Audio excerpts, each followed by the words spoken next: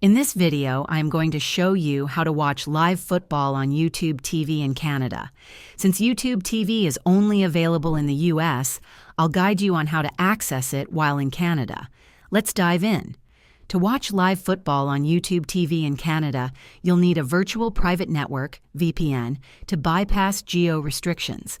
Start by subscribing to a reliable VPN service like ExpressVPN or NordVPN and connect to a US-based server. Once connected, sign up for YouTube TV at tv.youtube.com using a US payment method or gift card.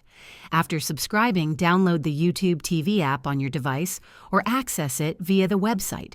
Browse channels like ESPN, Fox, CBS, or NBC to find live football games. Ensure your internet connection is stable for uninterrupted streaming. Keep in mind that using a VPN may slightly affect speed, so choose a high-quality provider.